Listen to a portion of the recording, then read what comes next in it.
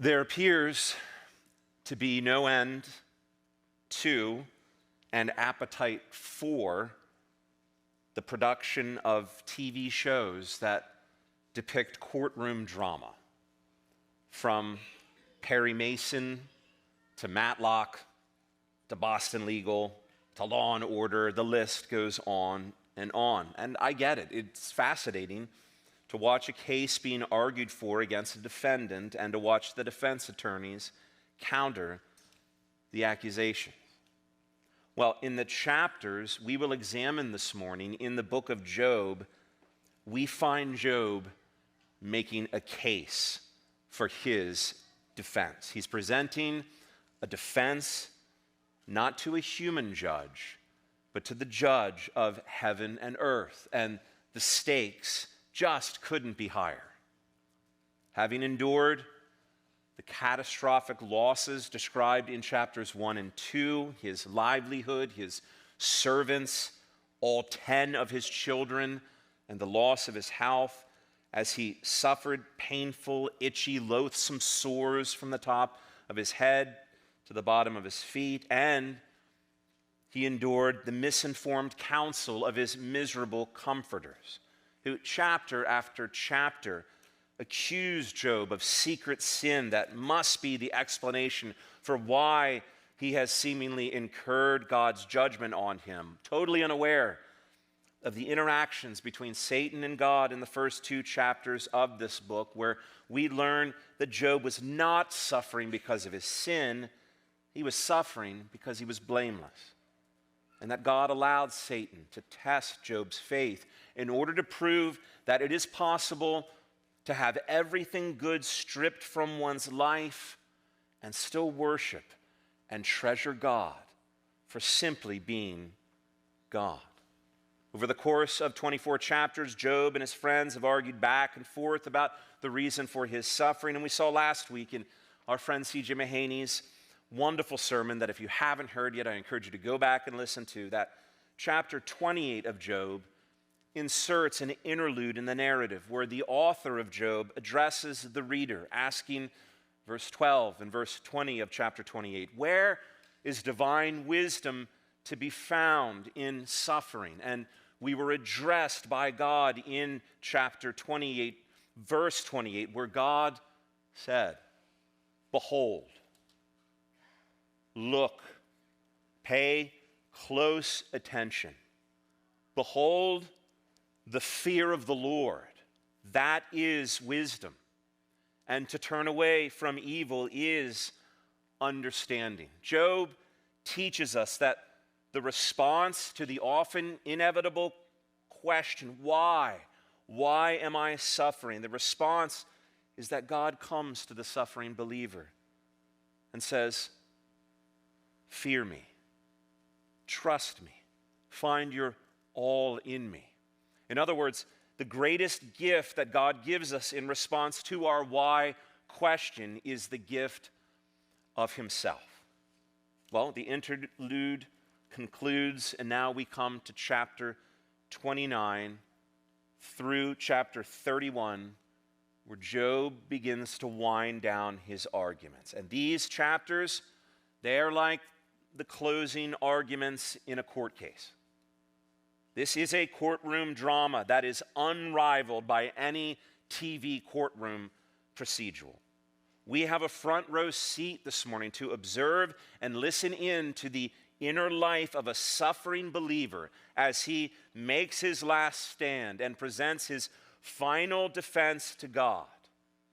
So let's look at these chapters and let's discover how we can apply what we hear and observe to our lives as Job prepares us for the inevitable suffering that is part of our lives in this fallen world. I have 3 points in this sermon.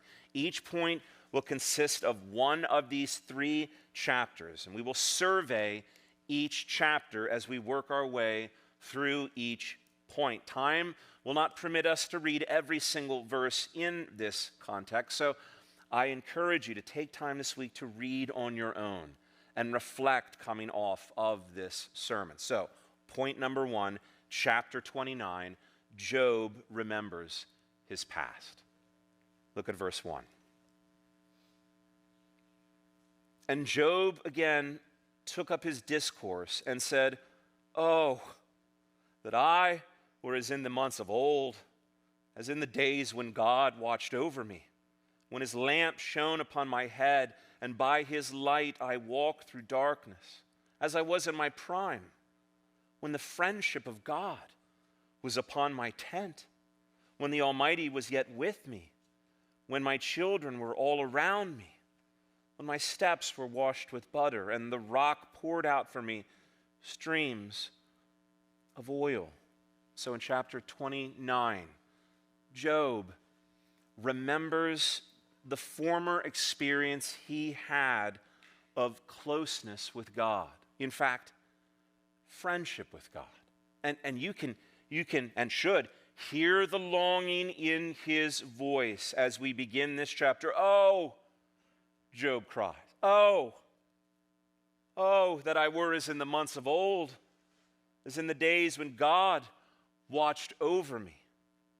Job remembers that he had known the protection of God, the guiding and illuminating wisdom of God in a dark and fallen world. He remembers, he longs for a life of nearness and fellowship with God, and how everything he touched in life seemed to turn to gold. He says, "I was surrounded by my children." Remember, he had 10 children that he lost in one day. He says in an interesting, ancient analogy, my steps were washed with butter, and the rock poured out streams of oil. These are symbols of plenty. He was surrounded with abundance, but no more. And so Job cries out, "Oh, that I could go back to those good old days." Job longs for the experience of friendship with God, and then in verses 7 through 17, he remembers how in his blessed life he had been one who poured out blessing to others. In this chapter, we find that Job is not mourning primarily over the loss of his possessions for their sake. He's remembering how the prosperity he had formerly experienced was a means to strengthen and care for and bless and serve others. Look at verse 7. He says, "When I went out to the gate of the city, when I prepared my seat in the square, the young men saw me and withdrew, and the aged rose and stood. The princes refrained from talking and laid their hand on their mouth. The voice of the nobles was hushed, and their tongue stuck to the roof of their mouth. When the ear heard, it called me blessed. And when the eye saw, it approved, because I delivered the poor who cried for help, and the fatherless who had none to help him. The blessing of him who was about to perish came upon me, and I caused the widow's heart to sing for joy." Remember, if you've been following along, Job was a great man. In chapter 1, verse 3, we are informed that Job was in fact the greatest of all the people who lived in the East, the region of the world where he lived. And God himself declared in chapter 1, verse 8, that there was no one like Job in all the earth. And so he's not embellishing or exaggerating his stature in the community. He says, "When I prepared my seat in the square was the center of town where business was conducted. Young men were intimidated. Old men rose to their feet in respect. Nobility shut their mouths in reverence. And furthermore, all who knew Job called him blessed, and all who knew him approved of his life, because Job was known widely as one who provided for the poor, cared for the orphan and the widow." This is a good and godly and generous man. But for Job, that all appears to be over now, never to return. Verse 14, he says, "I clothed myself in righteousness and justice. Job moved toward and cared for the blind and the lame, protecting them against their enemies, verses 14 through 17. In verse 18, excuse me. In verses 18 through 20, Job assumed that he would die peacefully in his sleep after many long and prosperous years. In verses 21 through 25, he again remembers the stature he once possessed. He says, "Men listened to me. Men sought out my counsel." He was known as one who encouraged and poured confidence into the weak and anxious. He says in verse 25, look at verse 25. "I chose their way and sat as chief. And I lived like a king among his troops, like one who comforts mourners." He remembers that he used to command the respect of his community like a king would. But now, he doesn't sit in the square with others seeking counsel. Now he sits in an ash heap, destitute, scraping his itchy and infected sores with a shard of pottery. Did you notice that Job is not longing for the good old days when he had lots of stuff, lots of money? No, Job is remembering and longing for his former life where he experienced the nearness of God, the friendship of God, and a life devoted to glorifying God by being a blessing to others through serving those around him. And at this, we understand that every genuine believer present here this morning knows something of this desire. It is innate to those who have been born again. It is innate to those who have come to know the sovereign and saving grace of God, to want to be near God. We share Job's desire to experience God's nearness and to live our lives as a blessing to others in this world.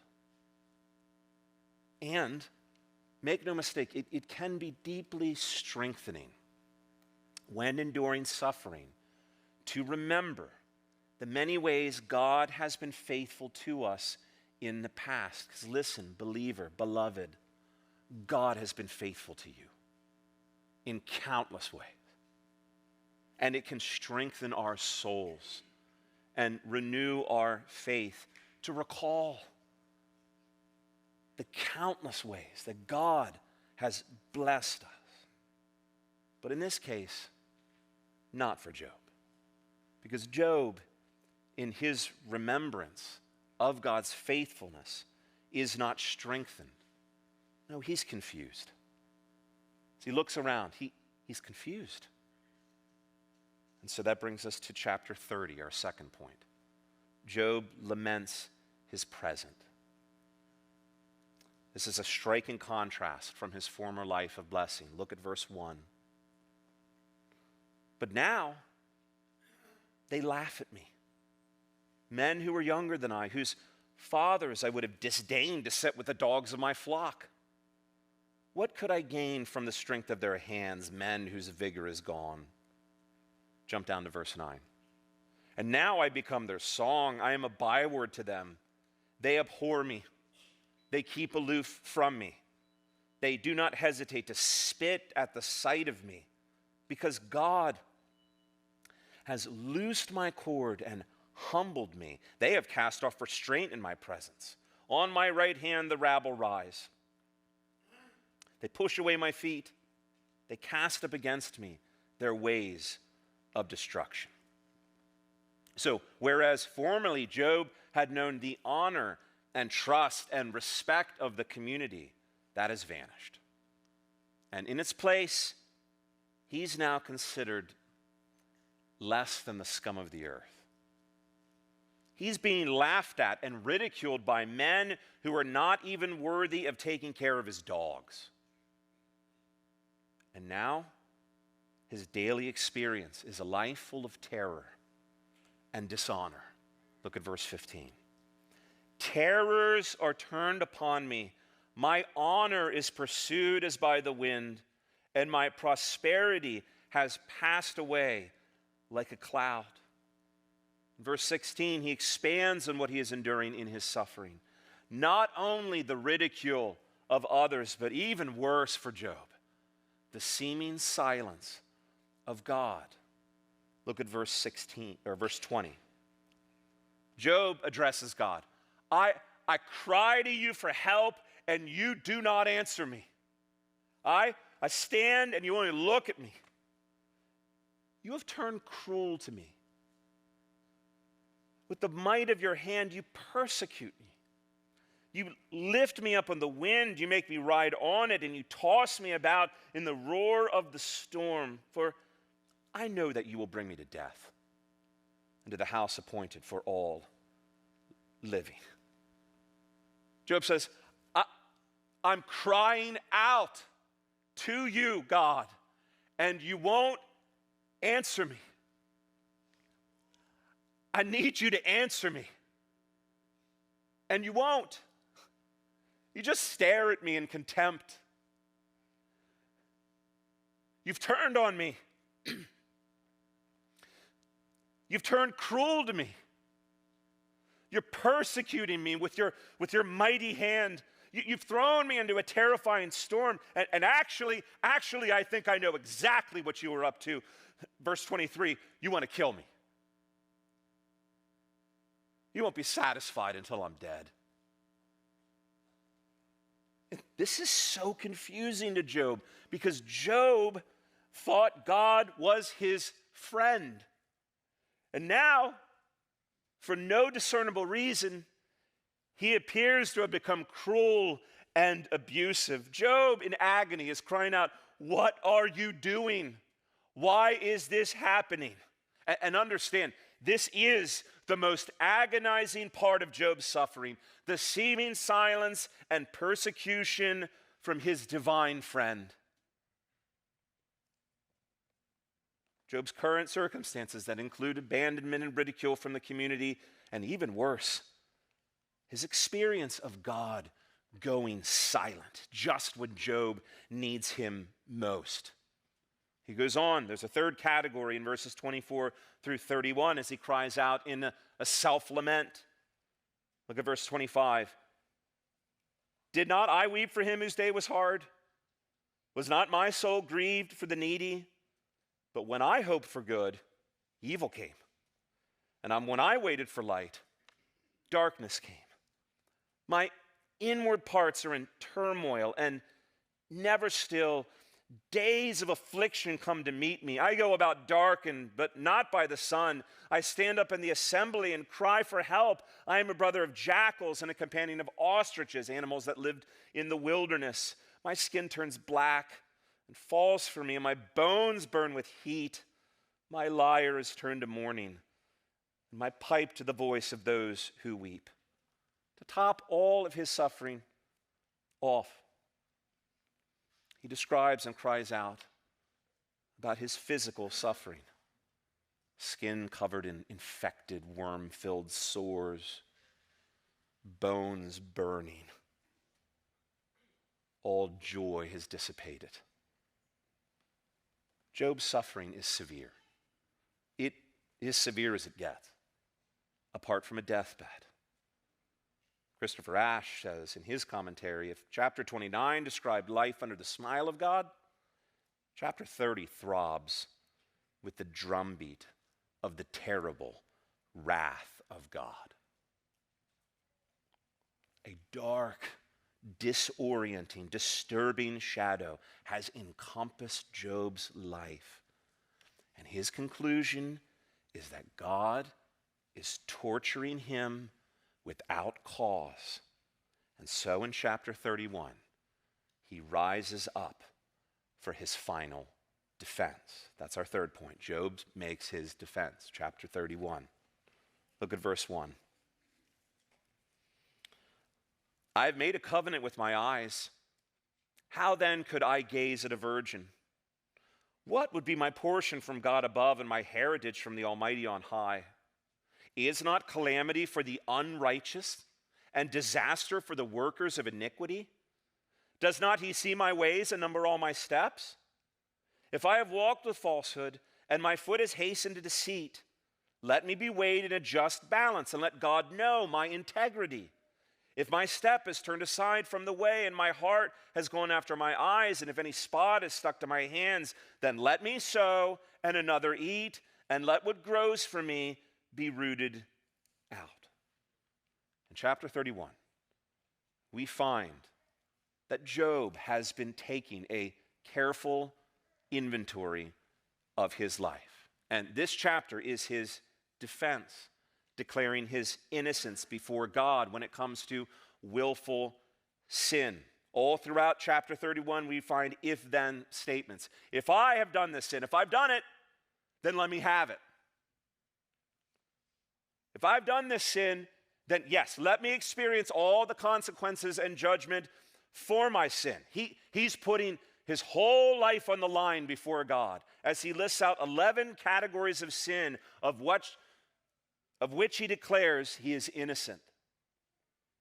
His list is comprehensive and includes both inner purity, we saw that in verse 1, a commitment against lusting after young women, for instance, and social sins, his conduct toward others. If I've done these things, if I'm engaged in willful sin, then I understand and agree I've earned the judgment of God. But I haven't done them.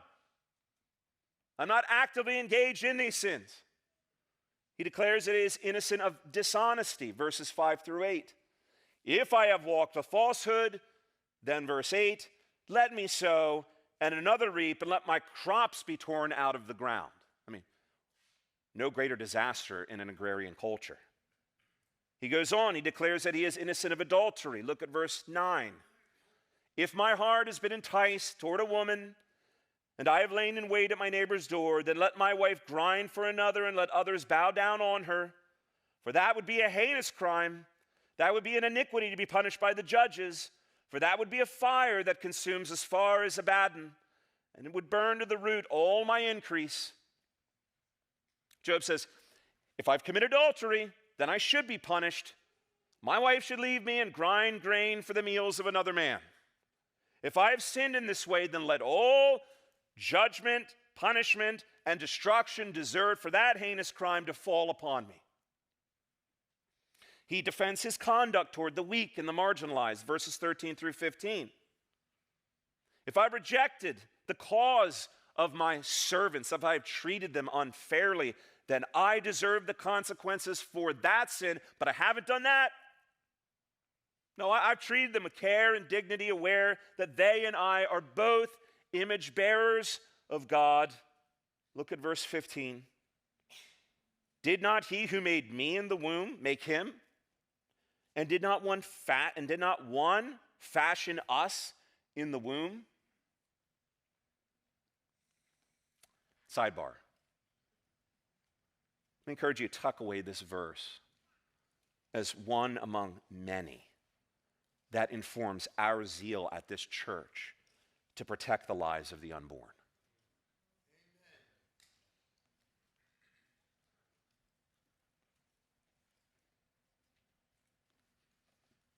It's not a cluster of cells.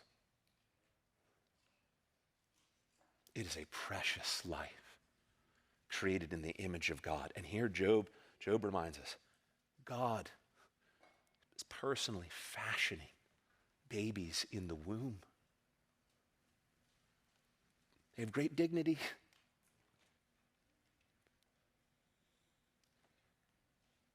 Got to protect them. Got to stand for them. Job goes on.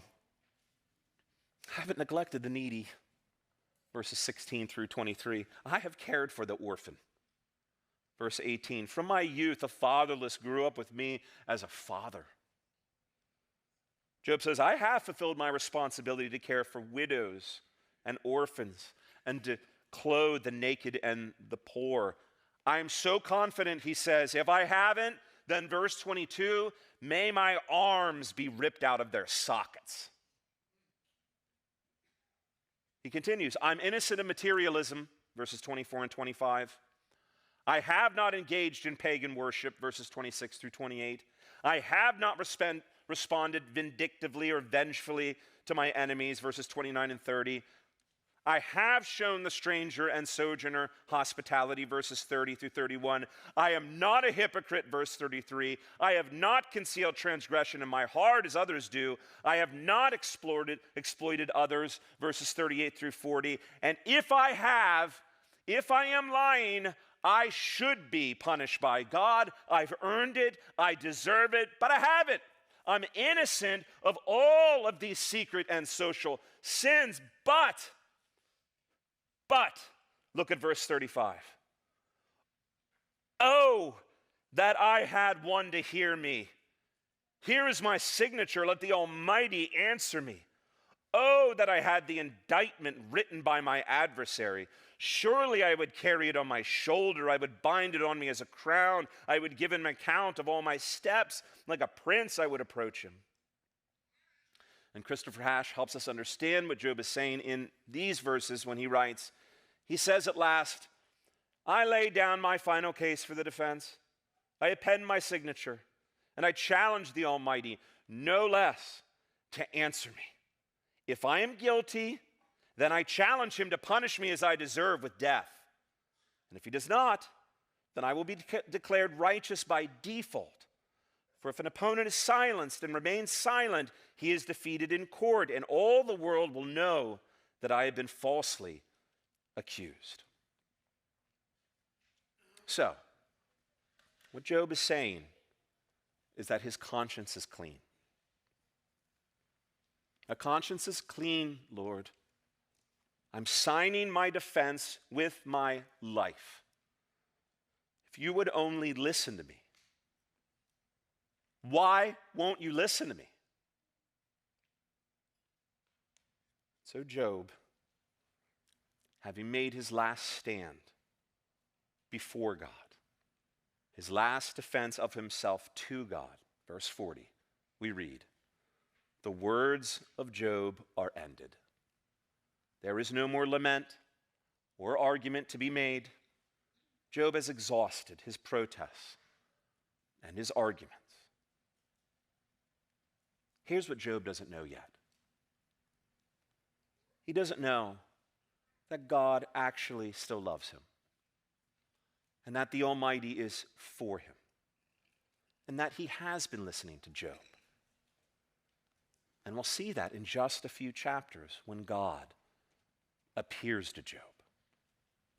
And Douglas O'Donnell in his commentary writes, these 3 chapters, 29 through 31, foreshadow precisely what will happen. God will answer him and vindicate him, returning him to his former prosperity and happiness. For now, however, Job has no sense that the days of affliction will ever pass. So let me ask you, what will you do in your season of suffering?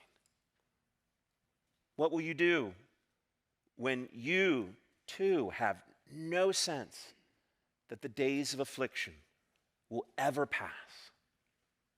Here's what to do. Here's what we must do.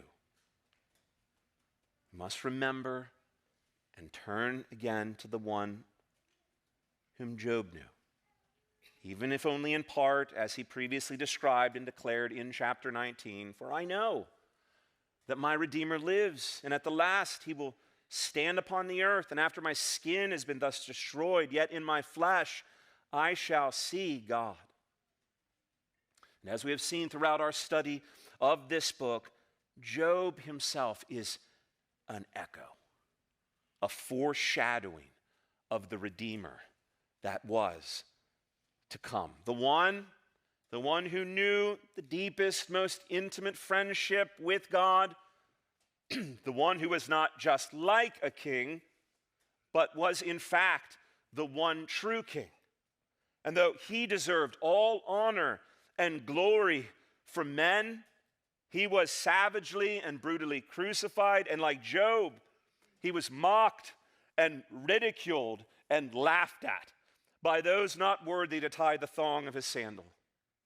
And as he hung, suspended between heaven and earth, Just as Job cried out to God in his suffering, the author of Hebrews informs us that Jesus offered up prayers and supplications with loud cries and tears.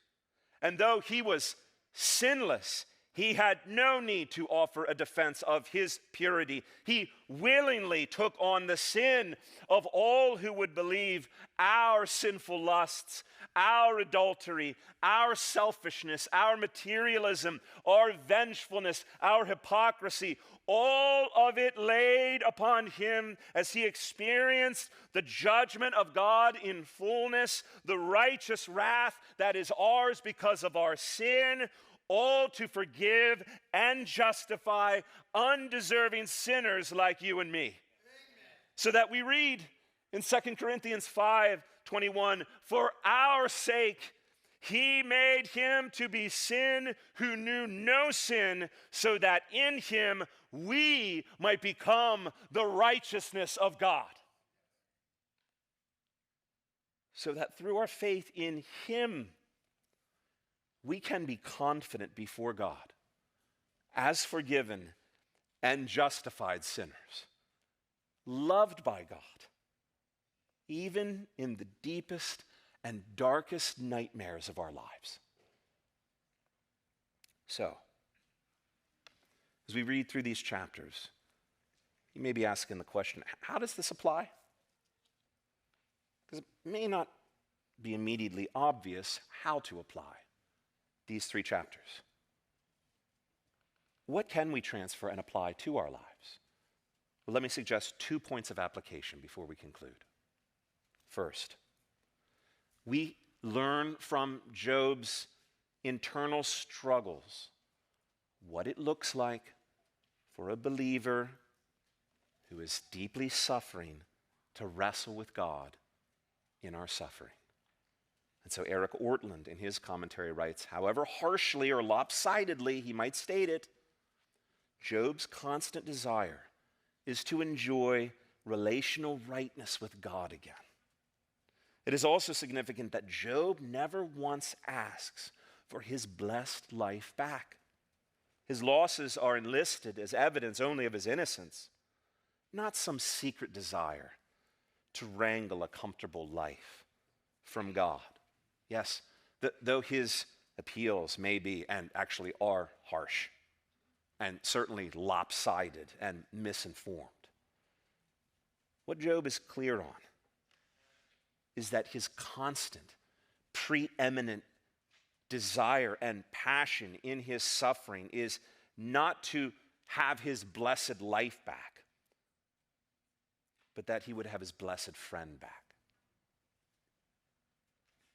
His concern is not that he returns to a life of material prosperity. It is to regain relational rightness with God. His passion is not to somehow convince God to give him a blessed and comfortable life. No, his heart's desire in his suffering is for God himself.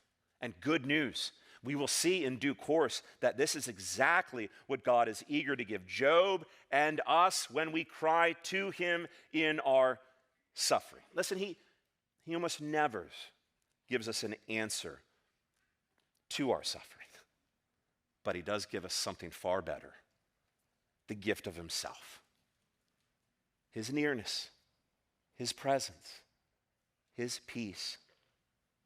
And that is what we need most in our suffering. Not to wrangle blessing, material blessing of God, not to sort of try to twist his arm to restore the blessing we previously enjoyed. Now, he does that sometimes, and we'll see that too. But here's what we can be certain of. When we cry out to God, because we long for his nearness again, he is eager to pour out himself into our suffering lives. Second, we learn from Job in chapter 31 about the appropriate practice of examining our lives to discern if there is any hidden, secret sin for the purpose of confessing our sin and receiving grace to cover over and forgive our sin. We are exhorted regularly in Scripture to this end. I'll give you 3 texts. 2 Corinthians 13:5. Examine yourself to see whether you are in the faith. Test yourselves, or do you not realize this about yourselves, that Jesus Christ is in you, unless indeed you fail to meet the test. 2 Peter 1:10. Therefore, brothers, be all the more diligent to confirm your calling and election, for if you practice these qualities, godly qualities, you will never fall. And Paul gives us his example in Acts 24:16 when he says, so I always take pains to have a clear conscience toward both God and man. So please understand as well as we read through 31, Job is not claiming he's sinless.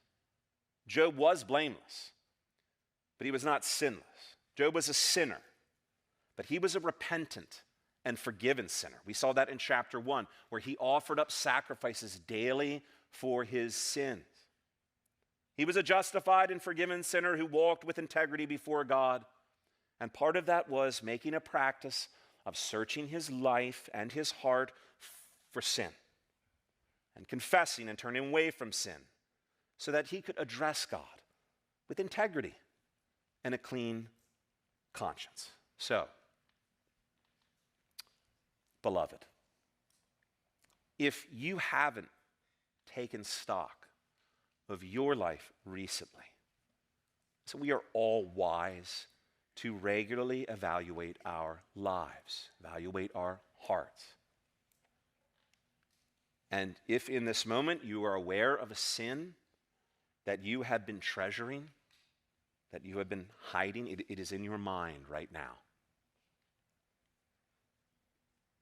Let me urge you today, this moment, to repudiate your sin, to turn from your sin, to confess your sin, and step into the light. And by grace, enjoy forgiveness for your sin and sustaining grace to empower you to fight against your sin so that you, like Job, can live in integrity before God. And let me address those who need no reminder to examine your heart for sin. Those among us who experience painful introspection as a daily way of life. And I know some of you are in this room. You are fully aware of your sin. You need no encouragement for self-evaluation. No, you walk around feeling guilty for stuff that's not even sin.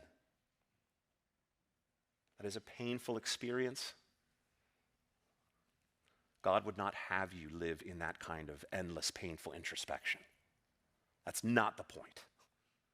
And so, famously, Robert Murray McCheyne, the 19th century Scottish preacher, once wrote, learn much of the Lord Jesus.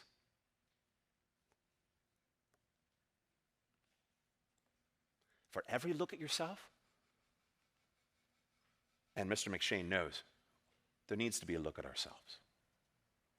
We need to look at ourselves, but for every look at yourself, take 10 looks at Christ. He is altogether lovely, such infinite majesty, and yet such meekness and grace, and all for sinners, even the chief.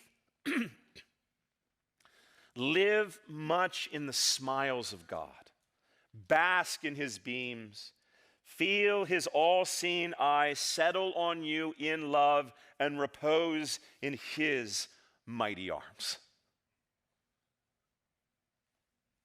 Let me close with this.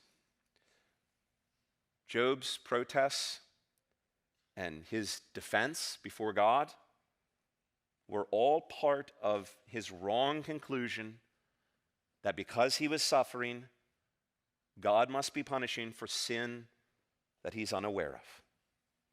And his is a normal temptation for believers who suffer greatly. Why are you against me? Everything's dark. What did I do? I've confessed all my sin. I'm not aware of any sin. Are you pouring out wrath on me? That's the kind of thing that is normal for believers to think when facing dark seasons of suffering. But that is never the case for those who are in Christ, whatever appearances may be.